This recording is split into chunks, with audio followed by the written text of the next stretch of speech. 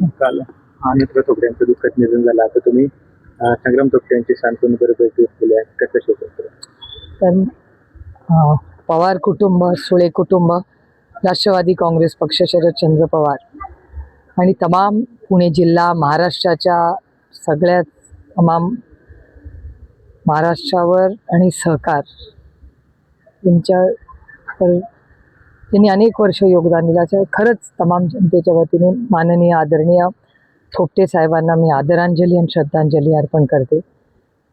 काँग्रेसचा विचार, सहकाराचा खूप मोठी चळवळ, ह्याच्यात खूप मोठं योगदान हे थोपटे साहेबांचं राहिलेलं आहे आणि त्यांचं काम ते नसले तरी अतिशय जबाबदार पद्धतीने गेले अनेक वर्ष खरं तर संग्रामदादा करत आलेले आहेत आणि माझा विश्वास आहे की संग्रामदादा त्यांचा सगळा सामाजिक वारसा अतिशय जबाबदारीने ज्या पद्धतीने आजपर्यंत करत आले तो वारसा ते नक्कीच पुढे नेतील. तुमच्या आणि पवार साहेबांच्या अनेक वेळा राजकीय संबंध थोपटे साहेबांशी आले असतील, एखादी अशी आठवण किंवा क्षण जो तुमच्या कायमस्वरूपी त्यांच्याबद्दल लक्षात राहिला? ते मला वाटतं की थोपटे साहेबांची पर्सनॅलिटी, ते कडक नेता म्हणून होतं ते, आणि त्या नजरेतूनच माणसं अर्धी घाबरून जायची की अरे बापरे आता थोपटे साहेब काय म्हणणार. पण त्याच्यात प्रेमी होतं, तो अधिकारी त्यांचा होता.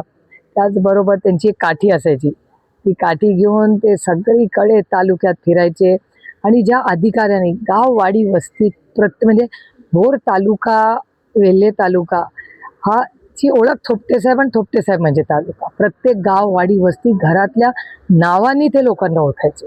म्हणजे ते फक्त लोकप्रतिनिधी नव्हते, त्यांचं एक इमोशनल नातं भोर आणि ह्या संपूर्ण भागात राहिलेलं आहे. आणि महानंदचे ते पहिले अध्यक्ष होते.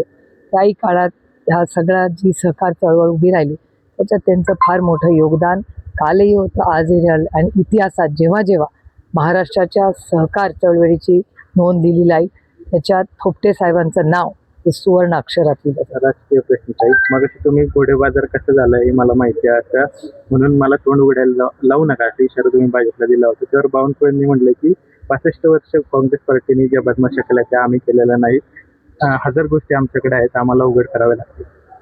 लोकशाही आहे, प्रत्येकाला बोलायचा अधिकार आहे, त्यांनाही तो बोलायचा अधिकार आहे.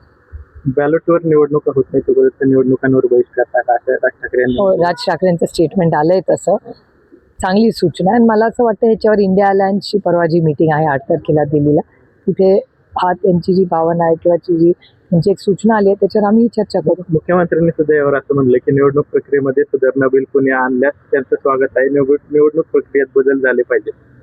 मी त्याचा देवेंद्र फडणवीस जर हा घोडे बाजार आणि ही पारदर्शक जी प्रक्रिया आहे त्याची मागणी आणि बिल मी स्वतःच करणार आहे, त्याला जर भारतीय जनता पक्षाने साथ दिली तर मी त्याचं मनापासून आभार आणि